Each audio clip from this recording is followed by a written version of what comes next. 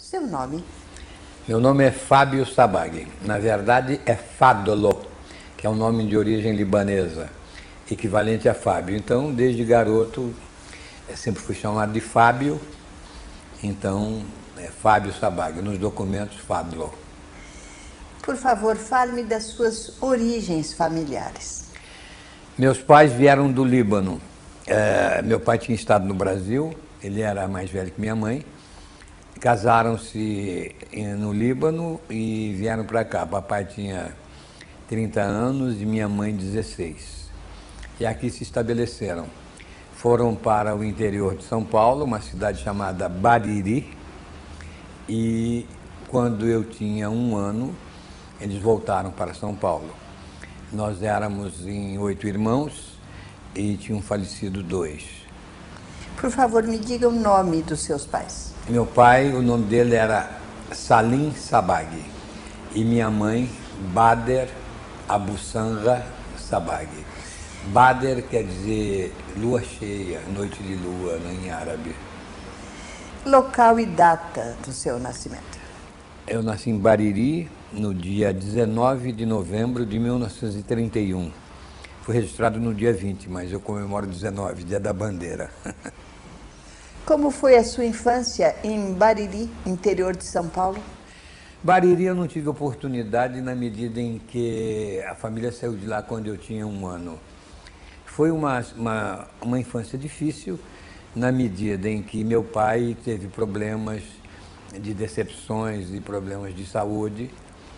E minha mãe, habituada a uma vida muito boa no Líbano, pois era de uma família com descendentes muito, digamos, ricos e nobres, enfim, de uma classe social bastante elevada, teve as dificuldades com o falecimento de meu pai. Como era uma mulher muito fiel, muito reta de caráter, enfim, não quis uma nova experiência e aos 35 anos, já a avó, ela ficou viúva.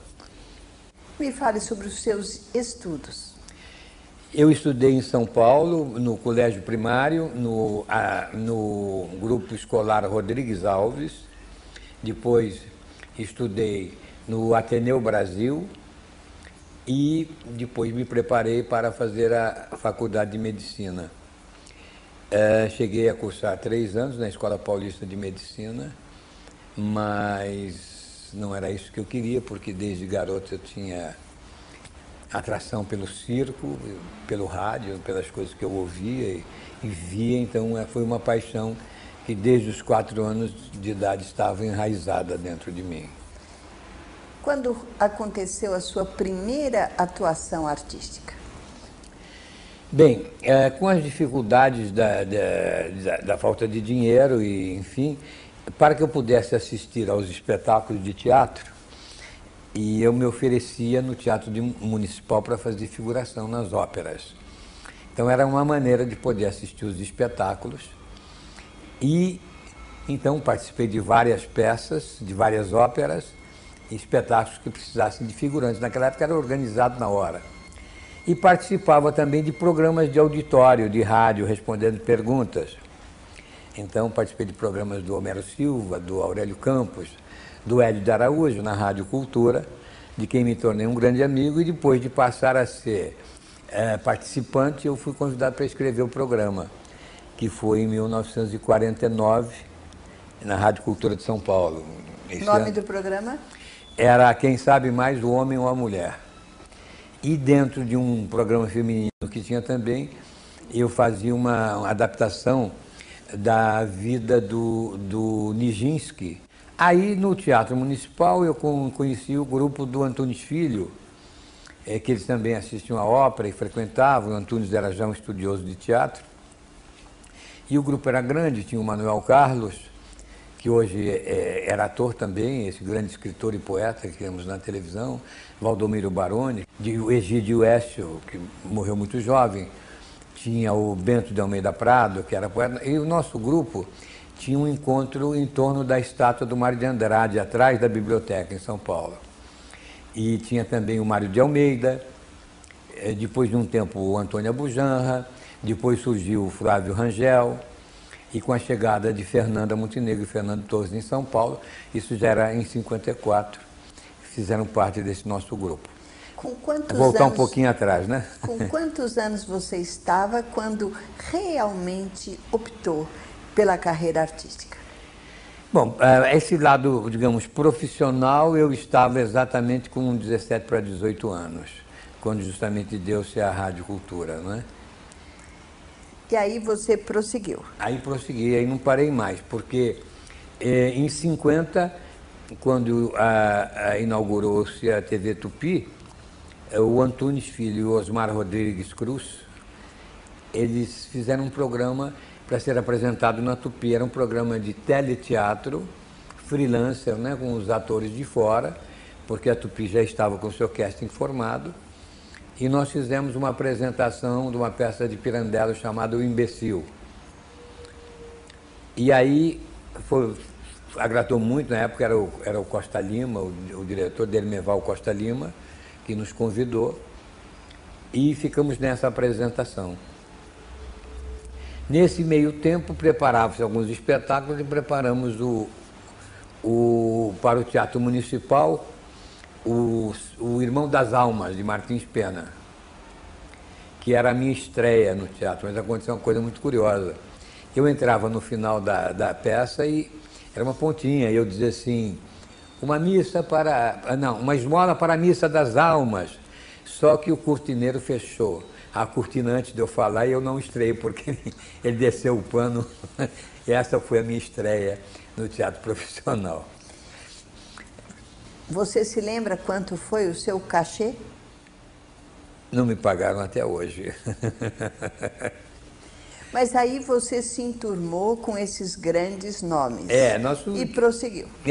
Nós ensaiávamos muito, ensaiamos muitos espetáculos que não chegaram a ser apresentados, porque era muita dificuldade como hoje. Aliás, hoje é muito mais difícil do que na época.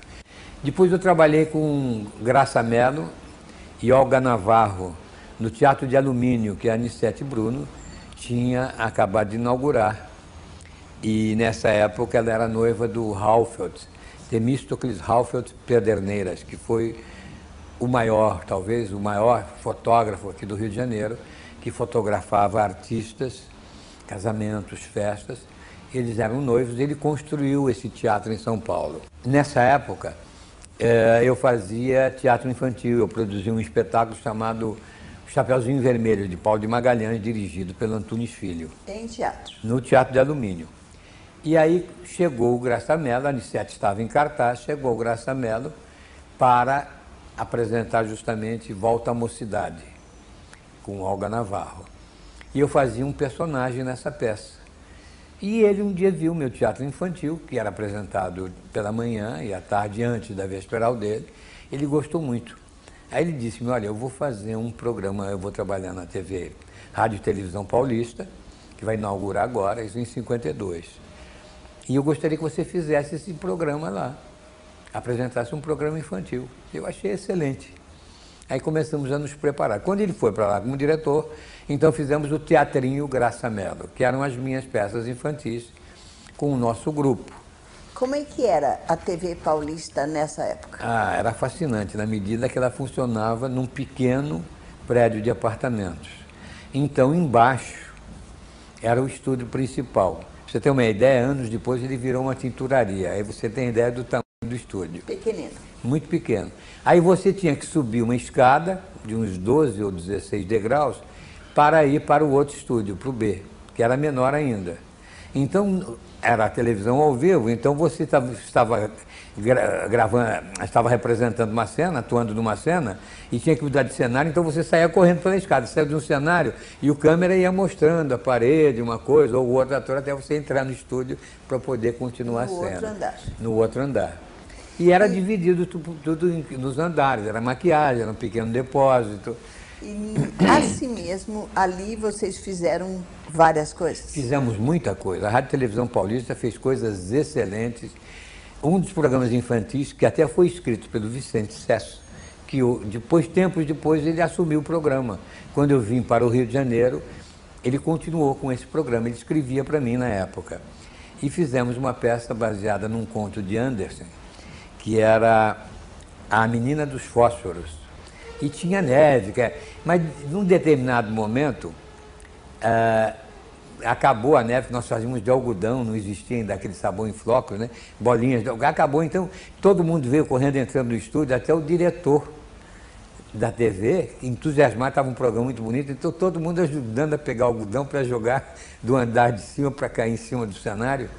E foi muito emocionante, foram tempos muito bonitos. Vamos lembrar pessoas que estavam trabalhando com você nessa época? Tinha pessoas interessantíssimas. Tinha o Antunes Filho, o Valmor Chagas, Manuel Carlos, Egídio Écio. E eram pessoas de teatro que estavam atuando e aparecendo, começando a aparecer. Nessa mesma época, o Sérgio Brito apresentava uns teleteatros. Então passou a fazer no Canal 5, Rádio e Televisão Paulista, também teleteatro para adultos. Então foi uma boa temporada que fazíamos o infantil e fazíamos o para adultos. Como é que era o seu dia? De mais horas do que 24 para dar tempo de tudo? Quando se é jovem, acho que o tempo é maior, não é? Dá tempo, né? Veja bem, de manhã, quer dizer, eu ainda tinha que estudar. Estudava de manhã, já não estava, aí já tinha parado com a faculdade, estudava de manhã, mas era obrigado a estudar, tinha que estudar. Depois estudava o texto, né? E quando partia, depois do almoço, meio-dia, 1h, ia para a televisão, depois ia ensaiar no teatro, depois à noite, quando tinha, na temporada profissional. E era tudo muito difícil, muito difícil. Eu lembro-me que uma vez eu consegui um teste com Ziembinski para fazer um pequeno papel em Volpone, que ele ia dirigir no TBC. E eu tinha um cachê para receber. Naquela época a gente calculava quantos cachorros quentes dava para comer com aquele cachê do dia. Era a única coisa que dava. E eu tinha um cachê para receber na Rádio e Televisão Paulista de 20 mil réis. Era R$1.000 ainda. E eu só tinha para o bonde um passezinho de ida. Não tinha um centavo no bolso. Aí não quis pedir nada lá em casa. Aí peguei o bonde, fui para a Rádio e Televisão Paulista, 9h30, 10h. A caixa não estava aberta. Abriu 10h30. E eu tinha um encontro com o Ziembinski às 2h no TBC, na Rua Major Diogo. Aí fico naquela fila e não vem, vai sair daqui a pouco, não vem daqui a pouco. E assim o tempo foi passando, e alguma fome danada, e aguardava. Quando chegou meio-dia, o rapaz disse assim, olha, essa baga ainda não vem, mas você aguarda aí, que vai sair quando eu abrir a caixa 1h. Eu, com uma fome desesperada, descia, tomava água, subia. Ele reabriu a caixa 1h e não veio o cachê, 1h15, 1h20, 1h30, 15 para as 2h, eu saí como um louco, não tinha um centavo, correndo pela Rua da Consolação, imagina nos anos 50, 52, 53, correndo a pé, o que gritavam de pega ladrão, segura ele, ainda eu tinha deixado crescer um cavanhaque, que não era usual em São Paulo, e correndo, e as pessoas gritando, eu sei que eu cheguei no TBC 2h03. E fez o teste? Não, o Ziembinski estava fechando a porta. Eu disse, o Ziembinski, aconteceu isso, assim, ele... O senhor devia ter chegado na hora. Não, mas o senhor devia ter saído antes. E ele não me deu o papel. Eu fiquei tão frustrado. Anos depois, 25 anos depois, vamos trabalhar juntos na TV Globo. E um dia, que era uma pessoa muito amada, muito querida, inesquecível, grande mestre, eu contei essa história para ele. Ele começou a chorar, mas ele chorava. E aí comecei a chorar com ele também, porque, lembrando, mas você não fique aborrecido, não, Ziembinski, porque eu aprendi uma coisa, pontualidade com você. Eu não atraso nunca, sou pontual. Aprendi com você, te agradeço isso. Mesmo porque você depois foi trabalhar no TBC. Fui trabalhar no TBC em 56. Me fale sobre o TBC. Falar um pouquinho antes, porque quando a Companhia Maria Adélia Costa foi organizada para inaugurar o teatro, fizeram uns testes e eu fui indicado e fui chamado para fazer 2 personagens, que era um criado no primeiro ato e o Carrasco no segundo ato. E a inauguração do Teatro Maria Adélia Costa foi uma coisa extraordinária, foi Era um espetáculo maravilhoso do Gianni Ratto, diretor, com a cenografia da Luciana Petruccelli, que era a esposa dele, e ela realizou os figurinos. O trabalho dela era hoje não se pode mais fazer isso, porque era um cenário todo pintado em cambraia, feito à mão, e era sólido, porque era a sala da Inquisição, não é? Tudo acontecia ali. E no centro se passavam várias cenas, a casa dela, quando ela encontrava o Delfim, e os inquisidores em plataformas altas. E no final, aquele cenário todo se transformava numa catedral, porque as luzes acendiam por trás, e era naquela cambraia transparente, então toda ela era uma catedral, era comovente, era uma das coisas... Nome da peça? O Canto da Cotovia, de Jean Nouil, que inaugurou o Teatro Maria della Costa. Na Maria della Costa eu ainda fiz mais peças. Eu fiz a Mirandolina, direção do Rogério Jacobi, fiz A Pulga Atrás da Orelha, direção do Rato, e A Ilha dos Papagaios, que é um espetáculo que ele fez em cima de uma história em quadrinhos italiana. Paralelo a isso, nós fazíamos a televisão, inaugurou-se a TV Record em 54, eu, como era freelancer, fiz teatro infantil na Record. Depois fazíamos esporadicamente na TV Tupi e esporadicamente também fazíamos na Rádio Televisão Paulista. Era muita atividade, pouco dinheiro, mas muita atividade. Aí o TBC ia montar a Casa de Chá do Luar de Agosto. Eu também fui para lá, fazendo um papel já melhor. E a peça fez grande sucesso em São Paulo. Direção do Maurice Vanot, tinha um casting muito grande com Ítalo Rossi, Fregolente, extraordinário ator, Milton Moraes, ator maravilhoso, Natália Timber, Célia Biar, Sérgio Brito, Oscar Felipe, era Mauro Mendonça estreando. Era um elenco sensacional e a peça, Maria Helena Dias, que tinha se formado em Yale, estava estreando no Teatro de São Paulo, no Teatro Brasileiro. E aí, então, esta produção veio para o Rio de Janeiro. Eu, para cá, vim para ficar 10 dias, porque os atores que fazem os menores papéis, eles seriam substituídos. Mas o sucesso foi grande aqui no Rio de Janeiro, e o Zampari, Franco Zampari, grande empresário de São Paulo, fundador do TBC e da Vera Cruz, ele permitiu que nós continuássemos na peça. E então eu aqui fiquei. Sérgio Brito veio de São Paulo, estava no nosso espetáculo e propôs à TV Tupi fazer um grande teatro nos moldes do que ele fazia na Rádio Televisão Paulista e fez também na TV Tupi. Voltando um pouquinho atrás, eu ainda fiz teatro infantil em São Paulo, outra peça no Teatro de Alumínio, chamada O Filhote de Espantalho. Depois fiz uma outra peça infantil na companhia da Madalena Nico, uma grande, extraordinária atriz brasileira de São Paulo. Fiz um espetáculo sobre gregos, dirigido pelo Alberto Cavalcanti, isso de 50 a 56. Volto para o Rio de Janeiro, estamos na TV Tupi, com o grande teatro do Sérgio Brito, e no teatro fazendo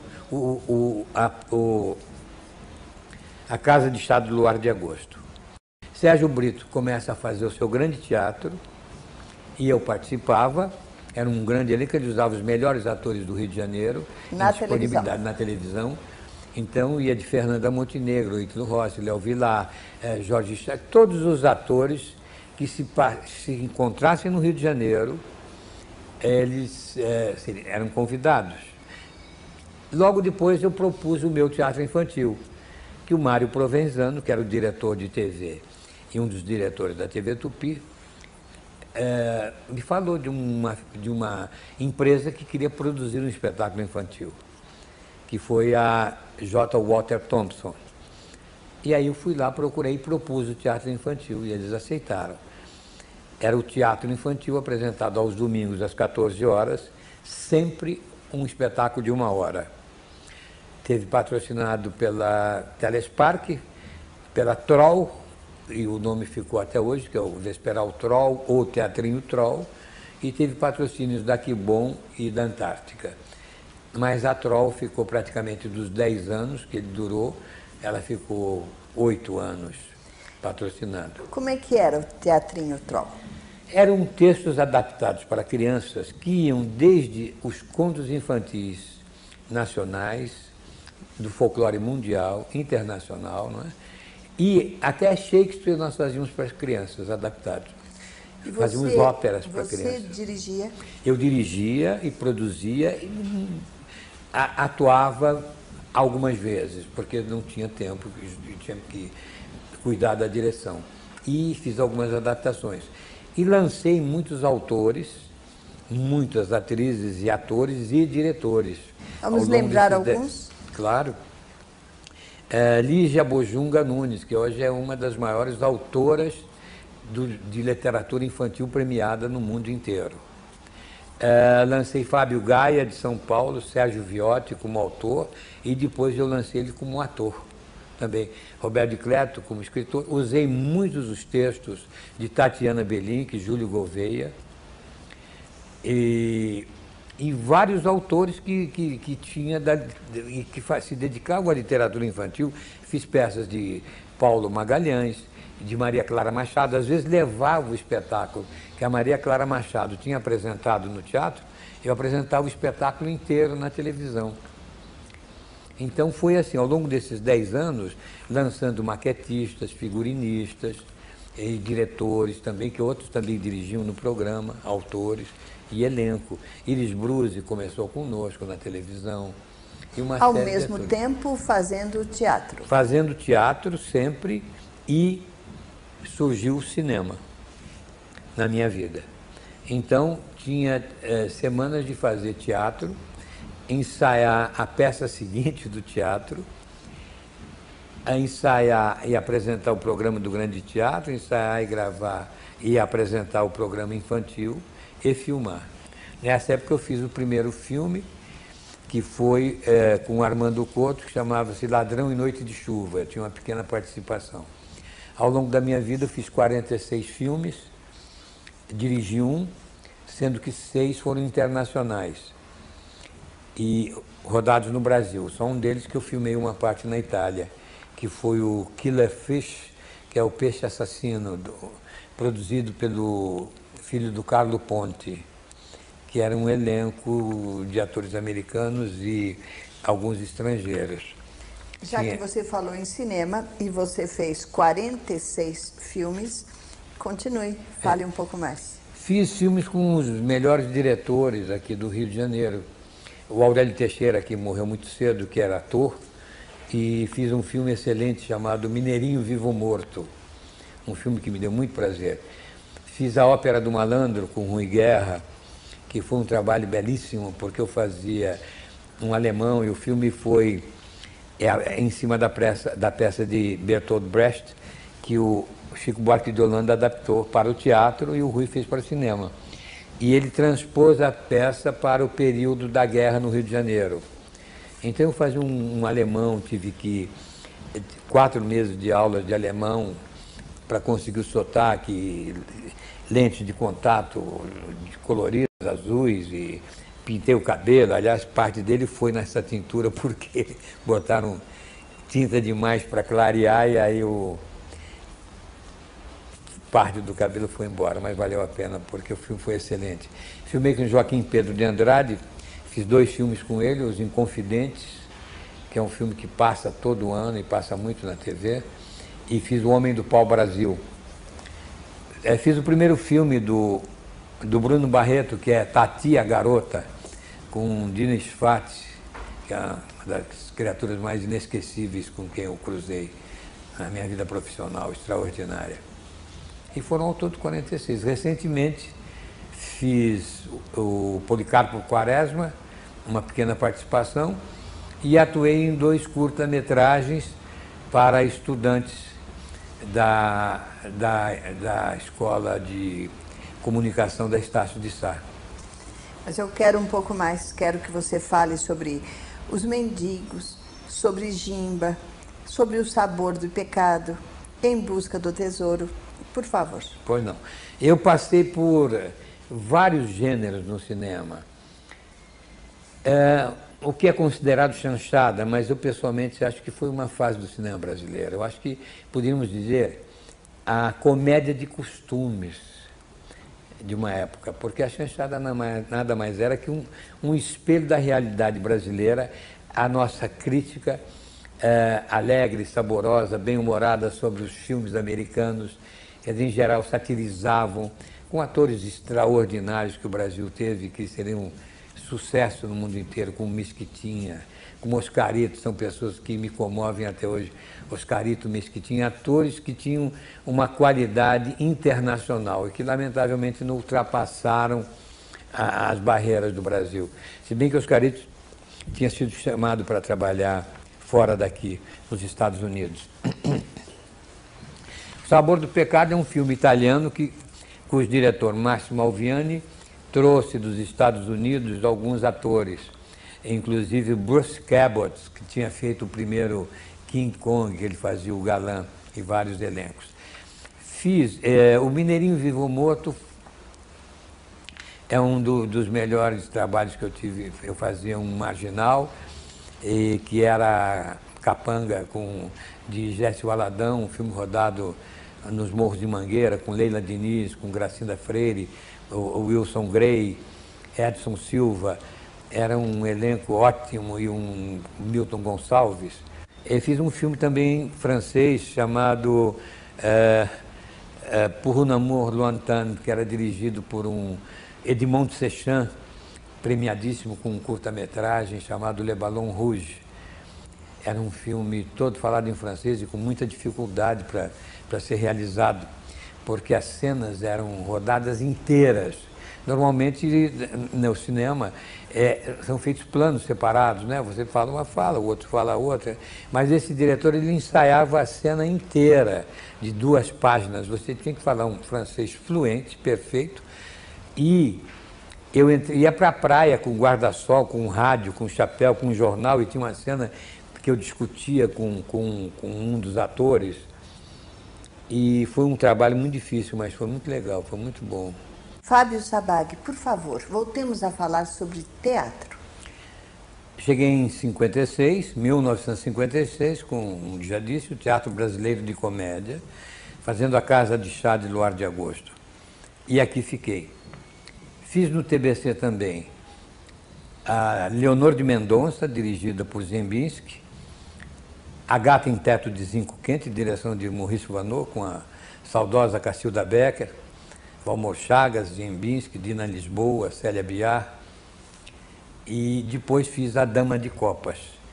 Quando fiz A Dama de Copas, eu quebrei a perna e fui substituído no espetáculo. Aí fui trabalhar paralelo à televisão e ao cinema, no Teatro Nacional de Comédia, órgão do Serviço Nacional de Teatro. Lá participei do Telescópio de Jorge Andrade, A Bela Madame Vargas, de João do Rio, e no espetáculo de 3 peças dirigido por Paulo Francis e Gianni Rato, onde eu fiz uma participação no Jimba, um pequeno personagem. Dali fui um dos fundadores do Teatro da Praça, era um grupo que atuava onde hoje é o Teatro Glaucio Gil. Era uma escola que tinha um espaço e nós conquistamos aquele espaço.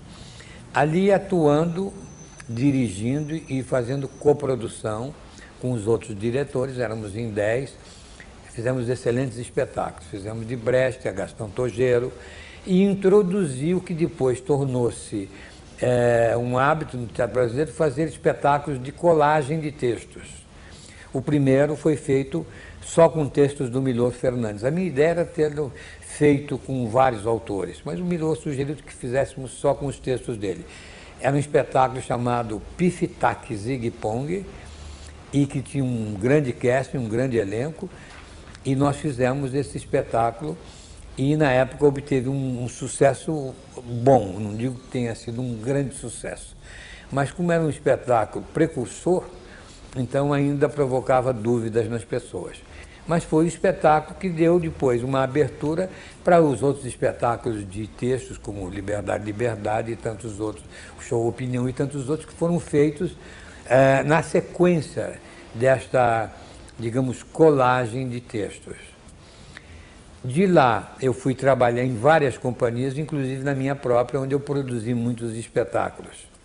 E trabalhei em outras companhias, como a do Teatro Santa Rosa, Companhia Márcia de Windsor, Companhia de Gracindo Júnior, e produzi meus próprios espetáculos, além de ter participado dos primeiros espetáculos que o Sérgio Brito produziu no Teatro Senac, daqui, que era um espaço muito bom, pequeno, mas muito bonito, e que lamentavelmente não é mais teatro hoje. Aliás, aqui no Brasil é um hábito acabarem com os teatros, embora tenhamos uma lei que proíba isso, né? Mas você não parou de fazer teatro. Há muitos outros espetáculos daí para frente. Muitos. Ao longo da minha vida eu fiz justamente 73 espetáculos em teatro, ora como ator, diretor ou coprodutor, ora tendo as 3 funções, e dirigi 6 shows, inclusive um sobre Dolores Duran, na sala Sidney Miller, um sobre Lúcio Alves e Doris Monteiro. Participei de um show em São Paulo ainda, logo no início. Então, ao total, são 79 espetáculos. Vamos lembrar os principais ou aqueles que mais marcaram você? Olha, foram espetáculos marcantes para mim, a fase do teatro da praça, onde, inclusive, uma das peças que eu dirigi infantil, porque nós tínhamos teatro adulto e infantil, foi premiada, que era o Bobo Bobão. Fizemos lá vários autores, inclusive Nossa Cidade, fizemos Cândida, de Bernard Shaw, fizemos o Felisberto do Café, que eu dirigi também, de Gastão Tojeiro, Diz que M para Matar. Foram vários textos lá. Depois, no Teatro do Rio, eu atuei na Invasão do Dias Gomes e produzi o grande sucesso meu de bilheteria, que foi Roleta Paulista, de Pedro Bloch, que era uma peça que fez tanto sucesso, estreando na terça-feira. No sábado ela já estava totalmente paga e no domingo eu dobrei o salário dos atores, porque entrava tanto dinheiro e foi uma coisa prazerosa.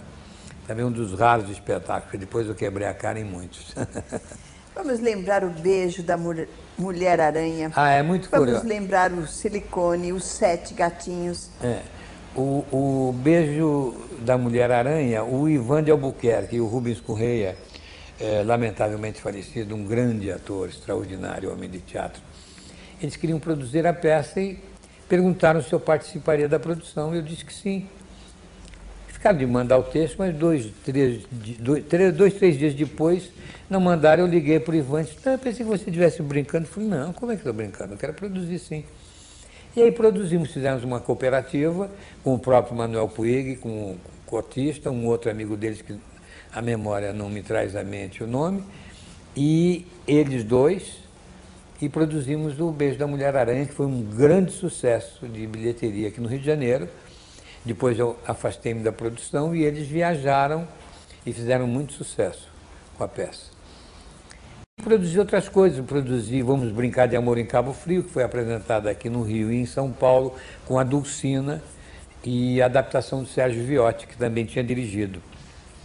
Era uma produção que tinha um elenco ótimo, tinha o Jardel Filho, a Márcia de Windsor, a própria Dulcina, o Augusto César Vanucci, Cláudio Cavalcante, Dirce Miliaccio, Zeni Pereira. E em São Paulo, depois, com algumas substituições, entrou o Carlos Augusto Strasser, que era um excelente ator e morto tão cedo, Jacira Sampaio, que fazia a Anastácia do Sítio do Pica-Pau Amarelo, fez em São Paulo. Quero agora televisão. Na televisão, o grande teatro infantil, que era o Vesperal Troll, né? Mas ficou mais conhecido como Teatrinho Troll, durante 10 anos. E o grande teatro do Sérgio Brito. O grande teatro do Sérgio Brito era segundas-feiras à noite e o infantil domingo à tarde. Eu dirigia, às vezes adaptava ou atuava e participava nos do Sérgio Brito, chegando a dirigir também alguma coisa.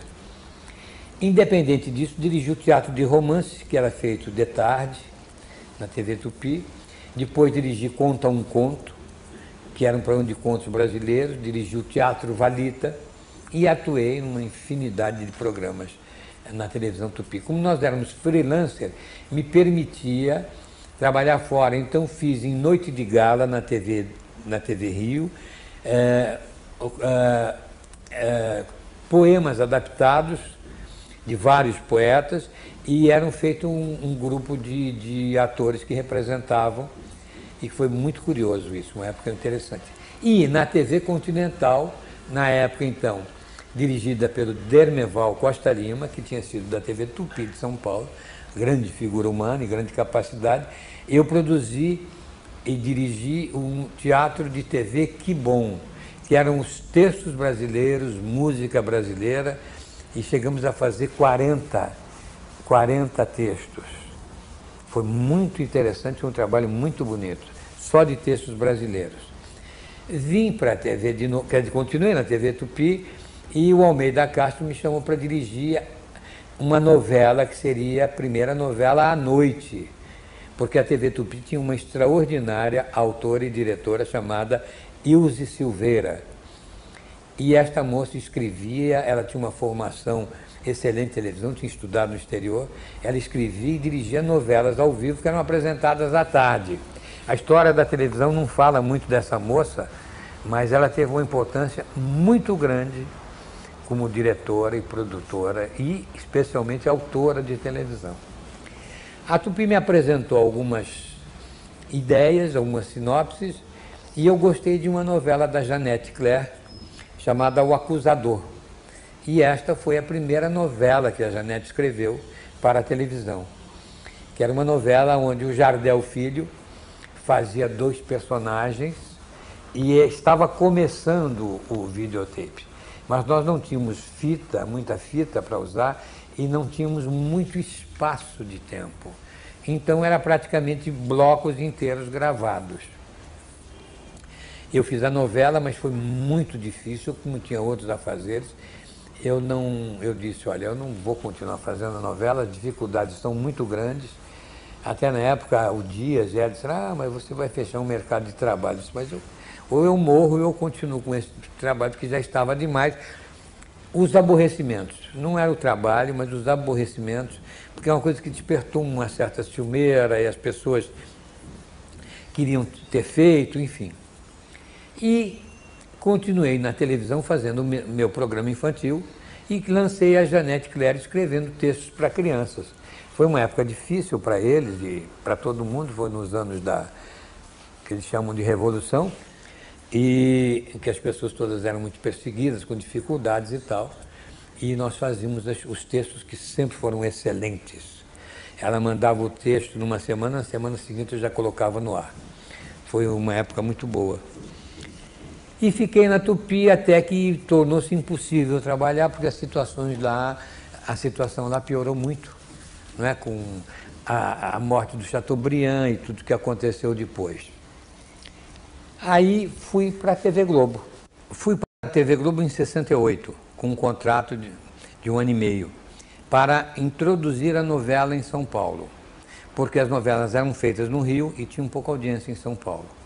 E eu fui dirigir, eles queriam uma novela gravada lá. As dificuldades foram muitas, porque gravávamos no teatro na Rua das Palmeiras, onde era apresentado o Silvio Santos, onde era apresentado o Chacrin, e quando terminava os programas eram montados os cenários da novela. E foi excelente, porque foi a grande mentira e o sucesso absoluto. Foi a primeira novela da TV Globo que teve grande audiência em São Paulo. Tomou conta do horário, realmente. Eu cuidei da produção, dirigia e consegui uma coisa que foi interessante na época. Eu não localizei a novela nem no Rio, nem em São Paulo. A novela era passada num local do Brasil, mas evidentemente que você estava vendo o decor, o cenário, as ruas de São Paulo, mas para evitar aquela coisa Rio-São Paulo, não se tocava. Isso foi muito interessante e usei atores. Quer dizer que às vezes o sotaque paulista, o sotaque carioca, então fizemos uma melange disso tudo e ficou muito interessante, foi uma das razões do sucesso da novela, além da sua qualidade, dos intérpretes fantásticos. E uma coisa que eu usei que foi muito boa na época, eu ouvia na rádio, quando de manhã estava tomando banho, fazendo banho, a parada de sucesso da rádio Excelsior e de outras rádios. Então via as músicas mais tocadas e na hora da sonorização eu pedia que usassem aquelas músicas. Então era sucesso, porque o povo estava ouvindo o sucesso das rádios e estava de fundo na novela. Talvez tenha sido isso um dos caminhos em que depois a Globo passou a produzir suas músicas e ter a sua própria gravadora. Mas eu tenho a impressão que foi assim uma das pedras fundamentais. Começo. É o começo de usar esses sucessos populares e que estavam na audiência. Sei que são muitas, mas falemos sobre as principais novelas. Eu sempre dirigi, quase sempre um co-diretor, ou participando de novelas que o diretor era outro, eu era o co-diretor. A Grande Mentira eu dirigi os 4 primeiros meses, vim para o Rio, substituí o Daniel Filho em A Gata de Visão e voltei para São Paulo para terminar A Grande Mentira. E aí produzi lá a Cabana do Pai Tomás, que era uma produção belíssima com Sérgio Cardoso fazendo 3 personagens. Um deles era um personagem negro e teve problemas dos atores reclamarem, mas eu explicava que era o fato dele ser um grande ator, seria curioso ele fazer uma composição e não era para tomar o lugar de ninguém. A ideia era essa, mas não foi interpretado assim. Quando pegou fogo em São Paulo, que era uma produção extraordinária, um guarda-roupa incrível, viemos gravar no Rio de Janeiro. E no Rio de Janeiro, eu não conseguia gravar porque não tinha cenário, eu queria fazer a produção que eu fazia lá. E não me dava, eu tinha que gravar no terraço da TV Globo sem cenário. Não tinha, era uma coisa difícil. E na minha cabeça eu queria dar continuidade àquilo que eu estava fazendo em São Paulo. Talvez tenha sido o meu grande erro, o meu grande acerto. Eu sei que um belo dia eu desmaiei de cansaço, porque eu não dormia, eu terminava ia editar, não gravava, era uma loucura. Aí me mandaram embora, porque eu não tinha ritmo industrial. Eu, na verdade, estava extenuado, porque não conseguia gravar, hein? Aí fiquei até quase 69, cortaram o contrato, fui embora. Em 70 fui parar em Portugal, com a companhia Dercy Gonçalves, da qual não me traz boas memórias, boas lembranças. E escrevi para ela A Difamada, que era uma peça sobre a vida dela, eu e o Ari Soares, e ela foi com outra peça em Portugal, foi um grande fracasso, fomos maltratados, voltamos. E fiquei aqui, fiz mais teatro, continuei fazendo teatro, até que o Daniel Filho sugeriu meu nome para uma novela que o Moacir Deriquém ia dirigir, chamada Bicho do Mato. Eu entrei como ator em 72. Nesse mesmo ano, o Daniel me chamou para trabalhar com ele, com uma assessoria dele. Então, fiquei trabalhando com o Daniel Filho, 8 anos de assessoria. E aí fazíamos de tudo, porque a TV Globo era muito pequena, era produtora artística, eu cuidava do cenário, eu contratava, eu tratava a cachê, eu dirigia, eu atuava. E foi uma loucura de trabalho, compreendeu, e maravilhoso ao mesmo tempo. Em 72 eu estou até hoje na TV Globo. Ainda como assessor do Daniel Filho? Não, parei um tempo, quando ele saiu, depois eu mudei de cargo, eu fui dirigir só o Sítio de Pica-Pau Amarelo, depois eu fui dirigir Aplauso, fui dirigir o Teletema. Então era uma longa lista de funções e coisas que se fazia. Depois pegou fogo aqui, eu tinha que acompanhar edições, era no porão da TV Globo, na garagem, foi uma vida muito sacrificada, muito sacrifício. A TV Globo, ela foi construída com inteligência, sagacidade, talento de Walter Clark e de José Bonifácio de Oliveira Sobrinho, que realmente são 2 gênios da televisão, a memória da televisão está em cima deles, com a grandiosidade que tem o Roberto Marinho como o dono de emissora e com o que ele faz pelos artistas que trabalham. Não poderia deixar de dizer isso com quem trabalha naquela casa. Então trabalhamos muito, trabalhou-se muito, e eu participei de muitas novelas como diretor. Além dessas citadas, eu dirigi Bravo, da Janete Claire, Vamp, com Jorge Fernando, A Rainha da Sucata, com Jorge Fernando. E na TV Globo passei por vários programas, atuando, dirigindo, e como o Você Decide, que eu trabalhava com o Roberto Thalmann, então fiz a supervisão para ele, e depois fiquei 1 ano como diretor-geral do Você Decide e eventualmente dirigindo também. Atuando em outros programas e novelas, dirigindo, e agora estou novamente com Daniel Filho. Um outro lado da minha vida é o antiquariato. Eu gosto muito de trabalhar com antiguidades, tenho 2 lojas, e se bem que seja uma época muito difícil, na minha casa sempre tivemos objetos de arte, Meu avô, meu pai, minha família gostava muito. Quero saber, esses objetos de arte você comprou em loco, em outros países? Nós trazíamos muita coisa de Nova York, compramos muitas coisas em leilões e em residências. Às vezes a pessoa vai fechar sua casa, então nós vamos e adquirimos. Quer dizer, mais o meu sócio, que eu já não tenho muito tempo. Paralelo a isso, eu gosto muito de artes plásticas, faço umas colagens e o meu grande hobby, digamos, é cozinhar. Eu sou cozinheiro amador, gosto muito de receber. Escrevi um livro agora, chama-se O Solteiro na Cozinha, que faz parte de uma trilogia, que o primeiro é O Solteiro na Cozinha, o segundo é Venha para a Cozinha comigo, que são as minhas receitas criativas, né? E o terceiro é Pelas Cozinhas do Mundo, com receitas de Salvador Dalí a Sofia Loren. Por favor, me fale sobre prêmios. Bom, evidentemente o prêmio é sempre o carinho das pessoas, não é?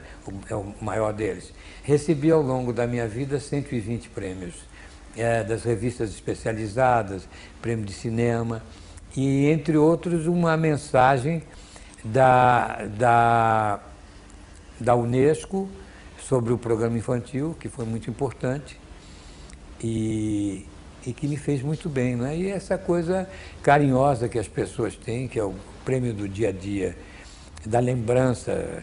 Hoje, senhoras e senhores que são avós e que lembram do teatro infantil e falam com muito carinho e tentam explicar aos netos e às vezes aos filhos o que era o programa e o quanto foi emocionante para eles. Fábio Sabac, me fale um pouco sobre você, criatura humana. Você tem alguma filosofia de vida? A minha filosofia de vida, a primeira delas é viver, ser feliz e procurar fazer os outros felizes. Sou agradecido a Deus porque deu-me o que eu gostaria para poder sobreviver e viver. Sou eu eternamente agradecido a Deus pela sua generosidade. Não constituí família por uma questão de opção, compreendeu? Mas sou extremamente ligado ao que restou de minha família, meus sobrinhos, ainda tenho um tio e uma tia, e poucos amigos que se fez ao longo da vida que foi possível fazê-los. Vamos lembrar alguns amigos que você fez ao longo da vida? Olha, no teatro, na televisão e no cinema, pessoas que eu tenho um grande amor e carinho e respeito, que é pela Fernanda, embora nós não nos vejamos sempre, Sérgio Brito, que somos amigos há 50 anos, o Manuel Carlos, o Cláudio Moraes de Oliveira, que é meu sócio, é meu filho de criação, e outras pessoas que são do ambiente teatral, mas não é uma vasta galeria de amigos, né? A vida foi afunilando um pouco e o problema de cada um, não é? Mas eu sempre gosto de reunir aqui as pessoas na minha casa, uma vez por mês, duas, então trazemos os amigos todos. Tenho gratidão por duas pessoas que foram maravilhosas na minha vida, que é o Ralph, o grande fotógrafo do Rio de Janeiro, e a família dele, e o Carlos Lage, que era autor também e que me levou para fazer esse programa na Thompson. E muitas pessoas que me deram a mão, que me auxiliaram e que me deram alegrias e felicidades. Você assiste televisão? Eu assisto televisão. O que você vê na televisão? Eu gosto muito de ver o que se faz para melhorar a televisão e o que está se fazendo para piorar a televisão, o que me deixa extremamente revoltado. Gosto muito de ver a programação da TV a cabo, que sempre, especialmente esportes, eu adoro esportes, eu não perco nada de esportes, qualquer modalidade de esporte me agrada. O que você acha que está se fazendo para piorar a televisão? O que está se fazendo para piorar a televisão é deixá-la na mão dos analfabetos e incompetentes. Eu acho que a televisão precisa imediatamente de uma revisão dos seus valores e uma seleção das mentalidades. Fazer uma televisão voltada para os seus objetivos, que é realmente formação de mentalidades, formação de caráter, formação cultural e, acima de tudo, trazer uma mensagem de esperança e felicidade para quem assiste. A televisão hoje é cercada pela improvisação, pela miséria, pela sujeira, pela pobreza, e o sujeito assiste a televisão para saber que na casa do vizinho o problema é maior. Isso lhe dá um prazer até sádico muitas vezes. Isso está errado. Eu acho que a televisão tem que servir para educar, formar plateias e, acima de tudo, criar personalidades e caráteres. Fábio Sabag, o que é Deus para você? Eu sou católico e Deus existe para mim em toda manifestação em que eu esteja, eu sinto a presença dele. E à medida que você fica mais velho, você adquire uma supersensibilidade. Eu sinto a presença de Deus, ouço, tenho sinais, como nós todos recebemos sinais, só que muitas vezes não queremos ouvi-los, não queremos senti-los. E errei muito errei na minha vida por não querer perceber o sinal que ele me dava. E ele está sempre presente, ele está, se ele não estiver naquele momento que você precisa em seu coração, você pode ter a certeza, ele não está no seu coração, mas está por trás de você, está ao seu lado. Eu sinto a mão de Deus sempre e sou agradecido a Ele por tudo que me deu e pelo que eu poderia ainda receber dele, que seja saúde e poder viver decentemente, com dignidade, realizando meu trabalho ao lado das pessoas que eu amo. Amor, o que é para você? Amor é um estado de graça, é você saber respeitar a pessoa que você tem ao seu lado, é saber dar o que você puder de melhor aos que precisam de você, é participar de todas as manifestações onde você encontra as pessoas com maiores necessidades que as suas e poder ajudá-las, e é dar esperança, é dar caridade, é dar sua mão firme, segurando-a com firmeza, para que você passe a sua energia, a sua força e o seu carinho a quem necessita. Uma frase para encerrar. Uma frase para encerrar. É quase um poeminha. Quanta coisa não diria se fosses aquela que eu amei, aquela por quem meus olhos baixaram pela primeira vez, e num sussurro meus lábios disseram amo. Fábio Sabag, foi um prazer estar com você. Obrigada. Foi uma alegria poder estar aqui com vocês e esta figura extraordinária da nossa vida artística, Vida Alves, que me traz recordações tão lindas do rádio, da televisão e do tempo que começamos praticamente juntos. Foi um dia de grande felicidade para mim. Muito obrigado.